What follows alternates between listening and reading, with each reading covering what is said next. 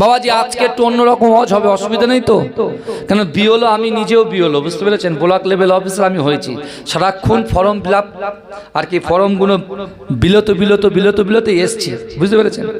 তার মানে গাড়ি 5টার সময় বাড়িতে এসেছি, বাড়িতে এসে ঢুকে গিয়েছি গাড়িতে, সোজা গাড়ি নিয়ে চলে এসছে। হেঁটে কত একটা ফর্ম দিচ্ছি, এর জিজ্ঞাসা আমার এখানে কে হবে, নানার নাম হবে না নানির নাম হবে না শ্বশুরের নাম হবে না শাশুড়ির নাম হবে, এই সওয়াল জবাব করতে করতে ভাই 5টা পর্যন্ত কেটে গেছে। তাহলে অলরেডি আমি ওখানে 7 ঘন্টা জলসা করে এসেছি মানুষের সাথে, বুঝতে কথা বলে এসেছি।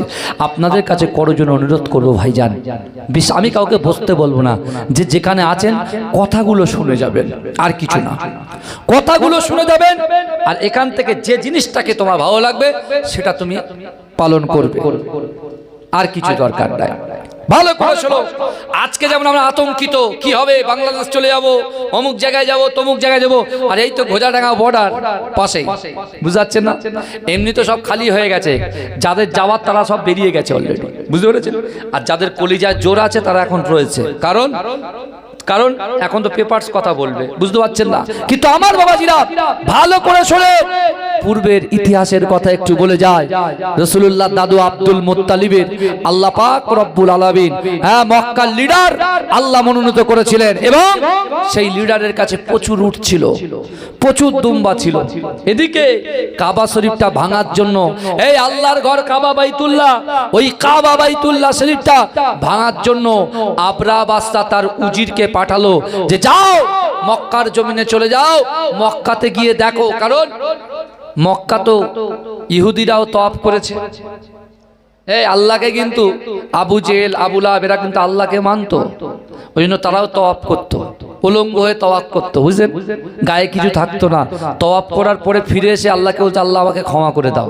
তা আল্লাহ বলছে জিবরাইল, এই যে এরা উলঙ্গ হয়ে আমার কাবা বাইতুল্লাহ শরীফটা তওয়াফ করছে, এরা যদি এসে যদি না বলতো আল্লাহ ক্ষমা করে দাও, তা আমি এদেরকে ছাড়কার করে দিতাম। ওরা যখন ক্ষমা চেয়েছে তাই আমি আল্লাহ তাকে ক্ষমা করে দিয়েছিলাম। জোরে বলুন, জোরে বলবেন না? নাহলে তারা গজবের মধ্যে পড়তো। তাহলে আপনি চিন্তা করুন তো, আমরা তো কালেমা পড়েছি লা ইলাহা ইল্লাল্লাহ মুহাম্মাদুর রাসূলুল্লাহ, আর মা যেমন তার সন্তানকে ভালোবাসে, মায়ের থেকে 70 গুণ বেশি আল্লাহ তার বান্দাকে ভালোবাসে। জোরে বলবেন না? আমার ভাইজানেরা, এ নবী পাকের উম্মত উম্মতিরা, এ নবী দেওয়ানারা, একটু ভালো করে বোঝার চেষ্টা করেন। বিশ্ব নবীর দাদু আব্দুল মুত্তালিব মক্কার লিডার, কিন্তু না না না, আবরা বাদশা উজিরকে পাঠিয়েছে, যাও যাও যাও মক্কার মানুষদেরকে দেখে এসো তারা কত শক্তিশালী। আমি যখন কাবা বাইতুল্লাহ শরীফটা ধ্বংস করতে যাব, মক্কার মানুষরা যদি আমাকে আক্রমণ করে তাদের শক্তিটা কতটা একটু ভালো করে দেখে এসো। এ যুবকেরা, এ নবী পাকের উম্মত উম্মতিরা, আবরা বাদশার উজিররা সকলে মক্কার জমিনে প্রবেশ করলেন। এ যুবকেরা, মক্কার জমিনে এসে কাবা বাইতুল্লাহ শরীফের আশপাশটা ঘুরে ঘুরে দেখছেন, কিন্তু না না না, আমার আপনার নবী, দয়ার নবী, সোনার নবী জনাবে মুহাম্মাদুর রাসূলুল্লাহ সাল্লাল্লাহু আলাইহি ওয়াসাল্লামের দাদু আব্দুল মুত্তালিব 200 উট নিয়ে তিনি এমন করে মক্কার জমিনে চড়ায়, এই উজুরগুলো ওই উটগুলো দেখে তাদের এত লোভ লেগে যায়, সাথে সাথে আল্লাহর রসুলের দাদু আব্দুল মুত্তালিবের উটগুলোকে তারা লুট করে নিয়ে আবরা বাদশার দরবারে চলে যায়। হে যুবকেরা, হে নবী পাকের উম্মত উম্মতিরা, আমার রাসূলুল্লাহ দাদু এত মনটা নরম ছিল, এত দাতা ছিল, এত দানি ছিল, এত নরম মানুষ ছিল, এত সুন্দর মানুষ ছিল, তিনি কোনো ভ্রুক্ষেপ করলেন না। তিনি এমন করে, আল্লাহ যে কোরআনে বলেছে বান্দা ইন্নাল্লাহা মা'আস সাবিরিন, তোমরা সবর করো, ধৈর্য ধরো, আর আমি আল্লাহ পাক ধৈর্য এবং সবরকারীদের সঙ্গে থাকি। জোরে বলুন না সুবহানাল্লাহ। জোরে বলা যাবে না, না রে দেখবে আল্লাহ বলছে আমি যারা সবর করে তাদের সাথে আমি থাকি। রাসূলুল্লাহ দাদু কিচ্ছু বলেননি, তিনি তো মক্কার লিডার, আল্লাহ অগাধ দিয়েছে, অগাধ দিয়েছে। রাত যায় দিন আসে, দিন আসে রাত যায়, এমন চলতে চলতে চলতে চলতে এখন আবরা বাদশা হস্তি বাহিনী রেডি করে ফেলেছে। বুঝতে পেরেছেন? হাতি পুরো বিশাল বড় বাহিনী তিনি বিশাল আকারে রেডি করেছে, অ্যাটাক করবে কোথায়? আল্লাহর ঘর, আমাদের কেবলা, আমাদের কাবা, আমাদের কেবলা। আজকে যে কাবার দিকে তাকিয়ে আমরা কেউ 30 বছর নামাজ পড়েছি, 15 বছর নামাজ পড়েছি, 40 বছর 50 বছর ধরে কাবা শরীফকে না দেখে কাবা শরীফের দিকে ফিরে নামাজ পড়েছি। এ কথা ঠিক না ভুল? কথা বলেন। আজও পড়েছেন জুম্মার নামাজ, কাবা তো সেই কোথায়? মক্কায়। তা আমরা আছি কোথায়? এ কথা বলে না, আমরা আছি কোথায়? আমরা বৈদ্যপাড়ায় আছি। ভালো করে শুনুন, বৈদ্যপাড়ায় আছি। তাহলে বৈদ্যপাড়ায় আপনি আছেন, কাবা আছে সেখানে। আমাদের মেন কাবা শরীফ, যেদিকে ফিরে আমরা নামাজ পড়ি, আমাদের কেবলার দিকে। আমাদের ওই কেবলাটাকে, ওই কাবাটাকে ভাঙার জন্য তৎকালীন কাফের আবরাহা চেষ্টা করেছে। এ যুবকেরা, ইতিহাস শোনো। আজকে আমরা মুসলমান, আমাদেরকেও সমাজদারও কো ইশারায় কাফিয়ে, বুঝতে পেরেছেন? আমাদেরকেও একটা দল যেন মনে হচ্ছে আমাদেরকে কোণঠাসা করার চেষ্টা করছে। কিন্তু এ ভারতবর্ষ হচ্ছে সাম্প্রদায়িক ভারতবর্ষ নয়, এটা সম্প্রীতির ভারতবর্ষ। এখানে জাতি, ধর্ম, বর্ণ নির্বিশেষে সকলে আমরা কাঁধে কাঁধ মিলিয়ে বাস করি। যারা আমরা কলেজে পড়েছি, আমাদের সঙ্গে অনেক হিন্দু বন্ধু ছিল, খ্রিস্টান বন্ধু ছিল। আমার একটা বন্ধু ছিল, আমি বিএড করছিলাম, হেনরি, খ্রিস্টান সে, হেনরি। তার এত দয়া সে বলা যাবে না, বুঝতে পেরেছেন? আর একজন, আমরা একসাথে 3 জন থাকতাম। মিডিলে আমি থাকতাম, অমিত বলে একটা ছেলে, সেই স্কুল টিচার, বুঝলেন? হেনরি সেও স্কুল টিচার, সে একটা কলেজের ক্লার্ক, বুঝলেন? আর মাঝখানে আমি রাকিব বলে, 3 জন একসাথে একই ঘরে থাকতাম পান্ডুয়াতে, বুঝতে পেরেছেন? কিন্তু এখন হঠাৎ করে এমনই একটা হলো যেন ওর সাথে আমার কথা বলতে ভয় লাগছে, ও আমার সাথে কথা বলতে ভয় লাগছে। কিন্তু এই যুবকেরা, দয়া করে আমি আপনাদেরকে বলে যাই, পূর্বের ইতিহাসটা শোনেন, তাহলে বুঝতে পারবেন। যদি আপনার কলিজার ভিতরে আল্লাহর ভয়, রাসূলুল্লাহর মহাব্বত, আর যদি আমরা হুকুকুল্লাহ, আল্লাহর হক, হুকুকুল ইবাদ, বান্দার হক পঙ্খানুপঙ্খভাবে আদায় করতে পারি, তাহলে আল্লাহ পাক আমাদেরকে কি করবে? এইসব জালিম সরকারের হাত থেকে আমাদেরকে বাঁচিয়ে দেবে। জোরে বলেন। এখন হস্তি বাহিনী যখন আবরাহা বাদশা রেডি করেছে, রেডি করার পরে আবার আবরাহা বলছে, এবারে লাস্ট দেখা দেখে এসো, শেষ দেখা দেখে এসো, যে যাও মক্কার অবস্থাটা কি আছে। আর মক্কার যে লিডার, সেই লিডারকে একটু আমার কাছে ডেকে নেবে, যে বাদশা তোমাকে তলব করেছে, ডেকেছে। আমার ভাই জানেরা, এ নবী পাকের উম্মত উম্মতিরা, এ নবী দেবানারা, আবরাহা বাদশার উজিরগুলো মক্কা নগরে প্রবেশ করলেন। এ যুবকেরা, এ নবী পাকের উম্মত উম্মতিরা, বিশ্বাস করেন আমার আল্লাহ পাক রব্বুল আলামিন পবিত্র কালামুল্লাহ শরীফের মধ্যে আল্লাহ পাক পরিষ্কার ভাবে জানিয়ে দিয়েছেন, ওয়াত্তিন ওয়াজ-যাইতুন ওয়া তুরি সিনিন ওয়া হাযাল বালাদিল আমিন লাকাদ খলাকনাল ইনসানা ফি আহসানি তাকওয়িম। জোরে বলুন সুবহানাল্লাহ। এ যুবকেরা, হে নবী পাকের উম্মত উম্মতিরা, আমার আল্লাহ পাক এই সূরা 3 ভিতরে 4টে কসম খেয়েছে, 4টে কসম। এ যুবকেরা, একটু ভালো করে বোঝার চেষ্টা করো। এই দুনিয়ার জমিনে আমরা ভাই ভাইকে বলি ও টেরা, ভাই ভাইকে বলি ও কালো, ভাই ভাইকে বলি খোড়া, ভাই ভাইকে বলি বেকা। কিন্তু না না না, ও মায়েরা, বোনেরা, যুবকেরা, আমি আপনার পীরের আওলাদ বলে দিয়ে যায়, না না না, আল্লাহর মখলুক কখনো খারাপ হতে পারে না। আল্লাহর মখলুক কখনো খারাপ হয়? এ আমাদের মখলুক সৃষ্টি করেছেন কে? জোরে বলেন, জোরে কথা বলেন। মখলুক সৃষ্টি করেছে কে? ইনসান সৃষ্টি করেছে কে? আল্লাহ সৃষ্টি করেছে। তা আল্লাহ আমাদের সৃষ্টিকর্তা, আর আল্লাহ যদি আমাদেরকে সৃষ্টি করে, তা আল্লাহ সৃষ্টি কখনো খারাপ হতে পারে? দুনিয়ার বান্দা আমরা বিবেচনা করি, থাক, বুঝতে পারছেন না? কিন্তু আল্লাহ কি বলছেন? কোরআনের ভিতরে 4টে কসম খেলেন। কি?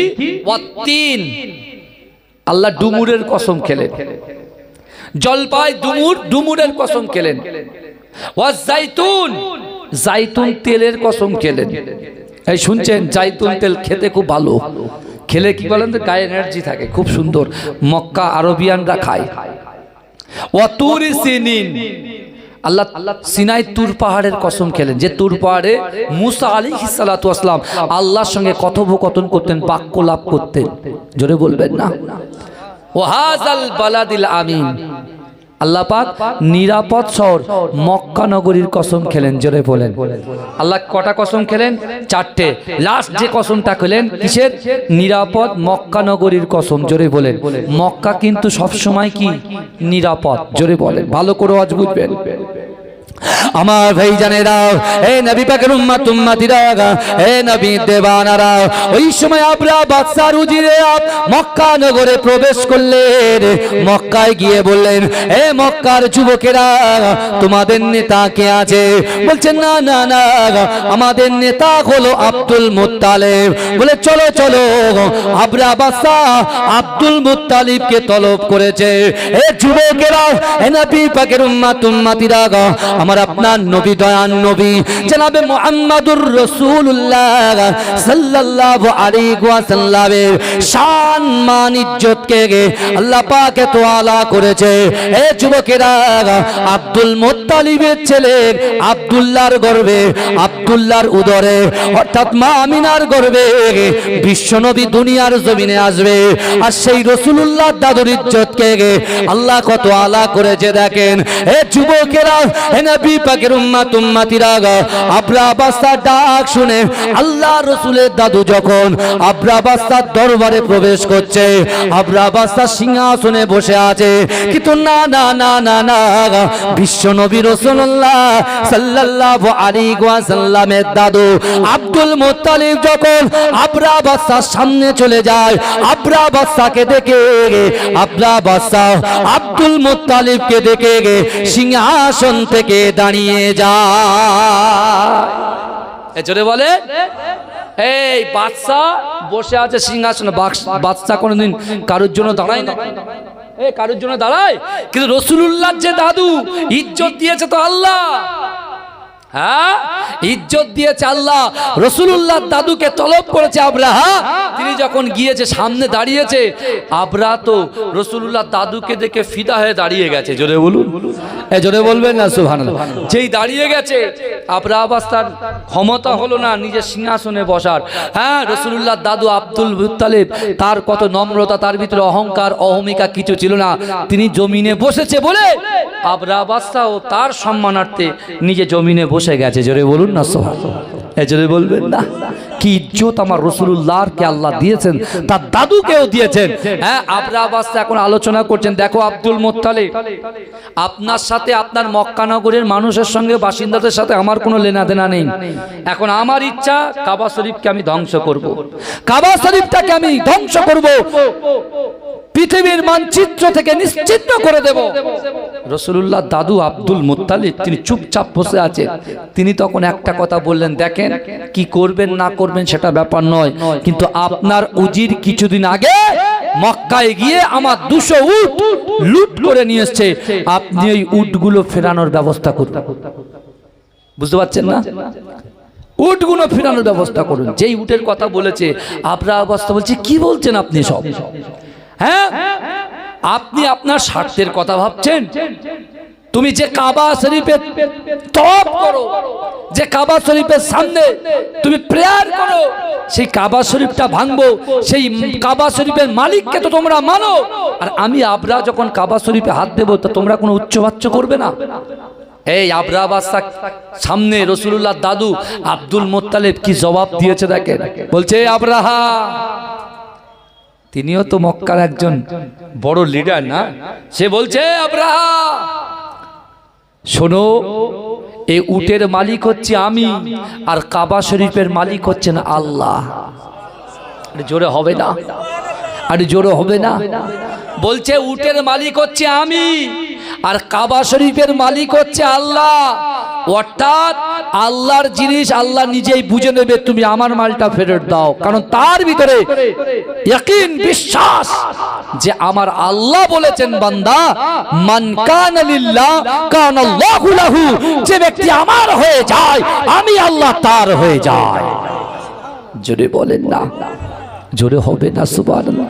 কিন্তু আমার ভাই জানেরা, এ নবী পাকের উম্মত উম্মতিরা, এ নবী দেবানারা, আবরা বাদশার সামনে থেকে যখন আব্দুল মুত্তালিব এই কথা বললেন, এ যুবকেরা, আবরা বাদশা বলছে যাও যাও যাও, তুমি কেমন নেতা আমি বুঝে গেছি, যাও যাও উজিরকে বললো, উজির যাও তার 200 উট ফিরিয়ে দাও। এ যুবকেরা, আল্লাহর রাসূলের দাদু আব্দুল মুত্তালিব কাবা বাইতুল্লাহ শরীফের পাশে গিয়ে অচল নয়নে ঝরঝর ঝরঝর করে কাঁদে, কাবা শরীফের আশপাশে থাকা মানুষগুলোকে বলে যাও যাও যাও তোমরা ওই পাহাড়ের পাদদেশে চলে যাও। আর তখন তিনি বললেন না না, তোমরা মক্কাটাকে খালি করে দাও, আমি আব্দুল মুত্তালিব এই মক্কা ছাড়বো না, আমি মক্কার পাশে কাবা বাইতুল্লাহ শরীফের পাশে আমি দাঁড়িয়ে থাকবো। আমার বিশ্বাস আমার আল্লাহ পাক রব্বুল আলামিন আবরা বাদশার হাত থেকে, হস্তি বাহিনীর হাত থেকে আমার আল্লাহ পাক কাবা শরীফকে নিরাপদ রাখবে। এ যুবকেরা, ওইদিকে আবরা বাদশা উট বাহিনী নিয়ে, হস্তি বাহিনী নিয়ে, হাতি বাহিনী নিয়ে কাবা শরীফটা অ্যাটাক করার জন্য আসে। এ যুবকেরা, এ আমার আম্মা জানো বোনেরা, এ মুসলমান ঘরের ছেলেরা, একটু ভালো করে বোঝার চেষ্টা করো। আমার রাসূলুল্লাহ এই পৃথিবীতে আসার ঠিক 50 থেকে 70 দিন আগে আল্লাহ পাক এই ঘটনা ঘটিয়েছিল। এ যুবকেরা ভাইরা, বিশ্ব নবী রাসূলুল্লাহ দাদু কাবা শরীফ ছাড়ে না। এ যুবকেরা, আবরা বাদশা যখন হস্তি বাহিনী নিয়ে টুক টুক টুক টুক করে কাবা শরীফের দিকে এগিয়ে যায়, আবরা বাদশা যে হাতির উপরে সওয়ার হয়, যে হাতির উপরে বসেছিল, ওই হাতিটার নাম হচ্ছে মাহমুদ হাতি। এ যুবকেরা, ওই মাহমুদ হাতির উঠে যখন তিনি ওই মাহমুদ হাতির উপরে যখন সওয়ার হয়ে মক্কার দিকে এগিয়ে যায়, একজন যুবক গিয়ে আল্লাহর মখলুক মাহমুদ হাতিকে বলছে, এই আল্লাহর মখলুক তুমি বুঝতে পারো না, তুমি কোন কাফেরকে, তুমি কে জালিমকে, এই জালিম বাদশাকে কাবা শরীফটা ধ্বংস করার জন্য তুমি যে সহযোগিতা করছো, তুমি কি কাল কিয়ামতের মাঠেতে আল্লাহর সামনে জবাব দিতে পারবে? না না না, আবরা বাদশা সে আল্লাহর ঘরকে ভাঙার জন্য তোমার পিঠে সওয়ার হয়েছে। এ যুবকেরা, দুনিয়ার জমিনে আমাদের কোনো ভয় নাই, আমাদের কোনো ডর নাই, নামাজ পড়ি না, কিয়ামতের কথা ভাবি না, কবরের কথা ভাবি না। এ যুবকেরা, নামাজ না পড়লে 2,88,00,000 বছর জাহান্নামের আগুনে পড়তে হবে, এতে আমাদের কোনো ভয় নাই। এ যুবকেরা, চোখের জেনা, হাতের জেনা, মনের জেনা, অন্তরের জেনা, গালাত গালাত পিকচার ভিডিও দেখে বেড়ায়, কিন্তু না না না, একটা বারো মনে হয় না। আল্লাহর কোরআন বলছে, বান্দা ইজা জা আজালুকুম লা ইস্তাখিরুনা সাআতাও ওয়ালা ইস্তাকদিমুন, মৃত্যু যখন আসবে 1 সেকেন্ড লেট করা হবে না, দেরি করা হবে না। ও যুবকেরা, আজকে শরীরে শক্তি আছে, আজকে যৌবন শক্তি আছে, আল্লাহর রূপ দিয়েছে, আল্লাহ টাকা দিয়েছে, অর্থ দিয়েছে, সামনের মানুষটাকে মানুষ বলে গ্রহণ করি না, বাপকে বাপ বলে গ্রহণ করি না, মাকে মা বলে গ্রহণ করি না, ভাইকে গুরুত্ব দেই না, মাকে সম্মান দিই না। কিন্তু যুবকেরা, এখন তুমি বুঝতে পারবে না, কারণ শয়তান তোমাকে বেষ্টন করে রেখেছে। এ যুবকেরা, আবরা বাদশা যে হাতির উপরে সওয়ার হয়েছিল, ওই হাতির নাম হচ্ছে মাহমুদ হাতি। আল্লাহর ওই বান্দার কথা শুনে আল্লাহর ভয়ে বন জঙ্গলের পশু, বন জঙ্গলের পশু, এ যুবকেরা, ওই হাতি সঙ্গে সঙ্গে জমিনে বসে গেল। জোরে বলবেন না? আমরা তো মখলুকাতের সেরা, এই কথা ঠিক না? হ্যাঁ, 18,000 যত আল্লাহ মখলুকাত সৃষ্টি করেছে, সেই মখলুকাতের সেরা হচ্ছে আমরা, তাই তো নাকি? একটু কথা বলবেন ভাইজান। তাহলে মখলুকাতের সেরা হয়ে আল্লাহ আমাদের বিবেক দিয়েছে, বুদ্ধি দিয়েছে, সব দিয়েছে, সোনার ভাই সব দিয়েছে, কিন্তু আমাদের ভয় নাই। কিন্তু আবরা বাদশা যে হাতি উপরে সওয়ার হয়েছে, সেই হাতি যখন শুনছে যে এ আমার উপরে সওয়ার হয়ে আল্লাহর ঘর ভাঙতে যাচ্ছে, আর যে আল্লাহই তো আমাদের খালিক, আমাদের মালিক, আমাদের রিজিক দাতা, এই জঙ্গলের পশুদেরকে আমরা খাবার দিতে যাই, আমরা বাড়িতে ওটা মুরগিকে খাবার দিই, দিই কি দিই না? হ্যাঁ, কুকুরকে খাওয়াই আমরা, যেটা ঝুটোটা বিড়ালকে ডেকে ডেকে এনে খাওয়াই, তাই না? তা জঙ্গলের পশুদেরকে আমরা খাওয়াতে যাই, বাঘকে আমরা খাওয়াই না, এই কথা বলে। আপনি খাওয়াতে গেলে আপনি নিজেই তার খাদ্য হয়ে যাবে। তাহলে আল্লাহ পাক তার এত মাখলুক সৃষ্টি করেছেন, তা আল্লাহ সকলের যা প্রয়োজন আমরা যেরকম দেখেন, আমরা সকালে ব্রেকফাস্টে খাচ্ছি, লাঞ্চে খাচ্ছি, হ্যাঁ, তারপরে আবার 4 বার খাচ্ছি, আবার ডিনারে খাচ্ছি, রাতের বেলা খাচ্ছি। এত কিছু খাওয়ার পরেও যে আল্লাহ এক জায়গা থেকে আর একটা জায়গায় স্থান পরিবর্তন করে, তুমি পুট্টির কাজে যাচ্ছ, ব্যাগের কাজ করছো, সেলাই মেশিনের কাজ করছো, হাত দিয়ে সেলাই করছো, পা দিয়ে ঘাড় করছো, সব কিছু করছো, কিন্তু যে আল্লাহ তোমার শরীরে শক্তি দিচ্ছে, সেই আল্লাহর প্রশংসা, সেই আল্লাহর নিয়ামতের হক কিন্তু আমরা আদায় করছি না। মোবাইলের হক ঠিক আদায় করছি, মোবাইল কিনে ফেসবুক করছি, ফেসবুকের হক আদায় করে দিচ্ছি, বুঝতে পারছি, ইউটিউবের হক আদায় করছি, দেখছি তো, কথা বলে না।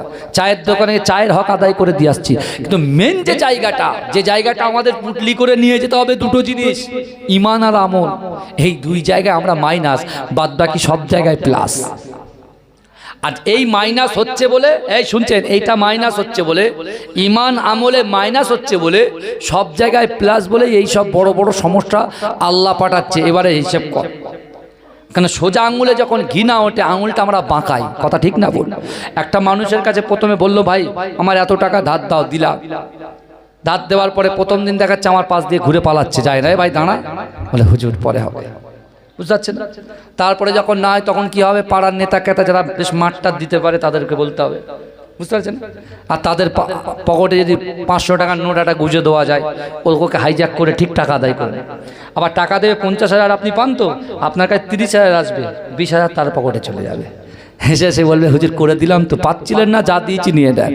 এরা মাছেরা নাই, কথা বলে, কিন্তু আমার বাপেরা ভালো করে। মাহমুদ হাতি, একজন হাতি, সে বুঝে গেল যে আল্লাহ আমার সৃষ্টিকর্তার, আবরা আমি তাকে নিয়ে যাচ্ছি। যখন হাতিটা বসে গেল, আবরা বাদশার লোকেরা সেই হাতিটাকে প্রচুর প্রহার করতে লাগলো, এত প্রহার করলো যে তার গা থেকে ছিঁড়ে রক্ত গোস্তগুলো সব ঝরে ঝরে পড়ে যাচ্ছে। কিন্তু তার যখন মুখটা সিরিয়ার দিকে দিচ্ছে, হাতি ছুটতে লেগেছে। জোরে বলুন না সুবহানাল্লাহ, জোরে বলবেন না?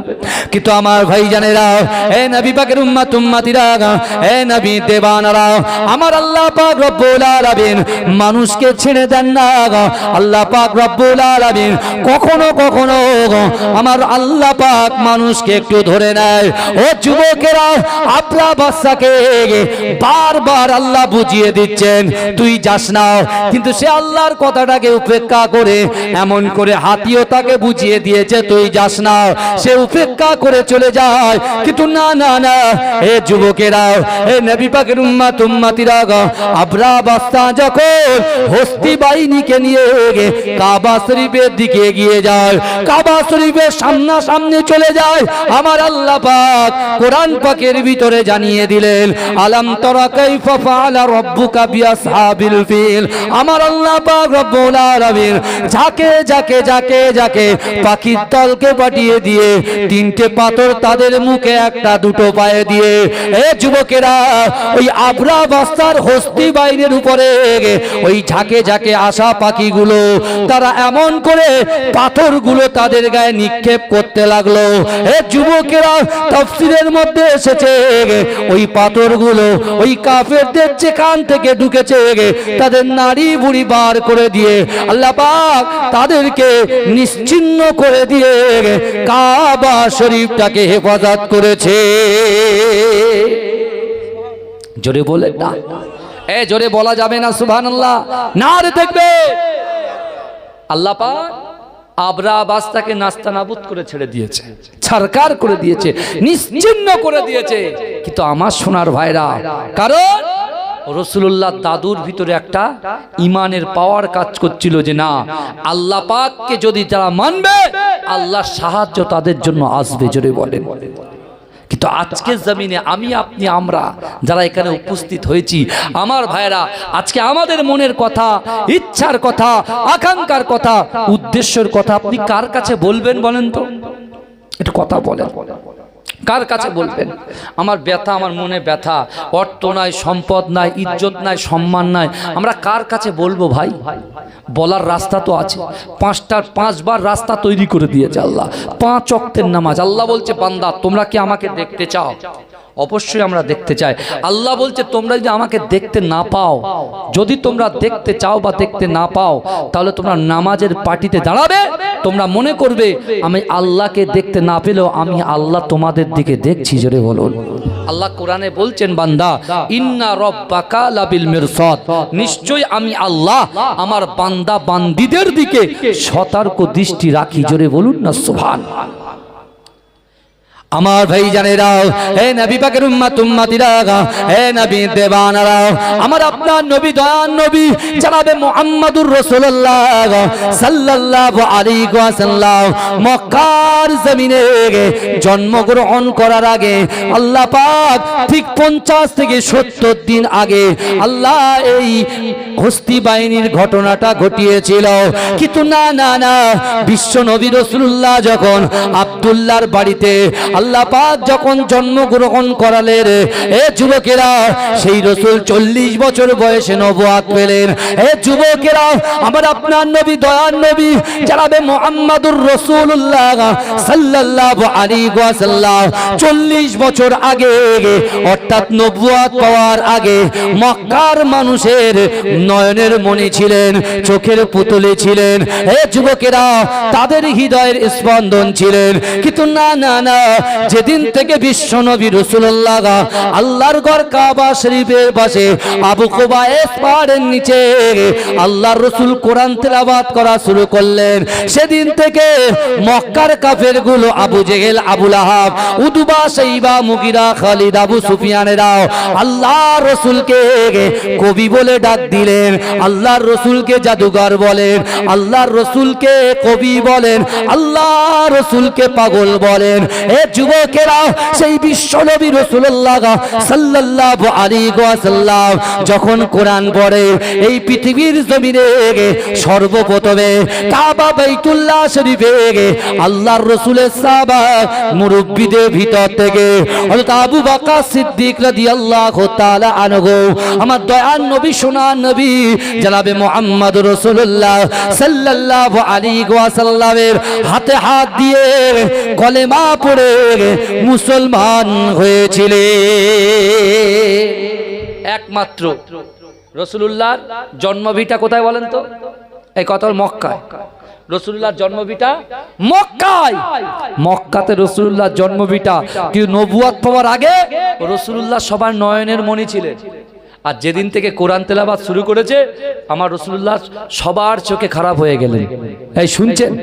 রাসূলুল্লাহর চাচা আবু তালেবের কাছে এই মক্কার লিডাররা গিয়ে আমার রাসূলুল্লাহকে উপঢৌকন দেওয়ার চেষ্টা করেছে, রাসূল সেটা অ্যাকসেপ্ট করেনি, শুধুমাত্র উম্মতের জন্য। জোরে বলুন, এ জোরে বলবেন না সুবহানাল্লাহ।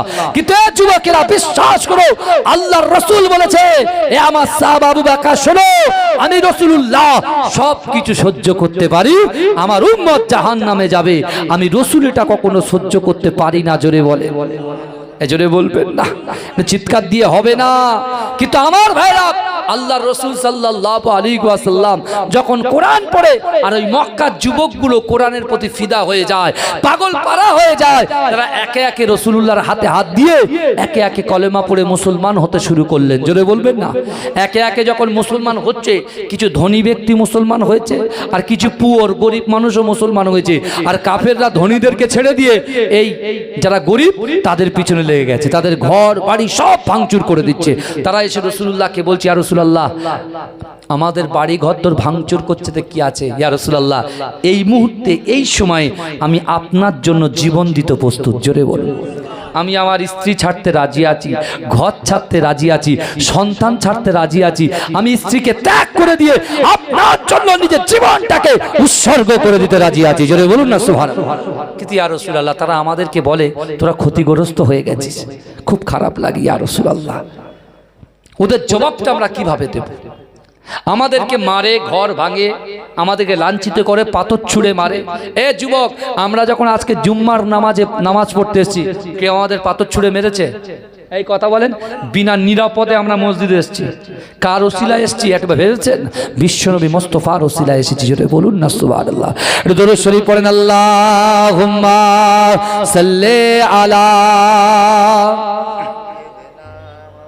ঠান্ডা হয়ে গেছে।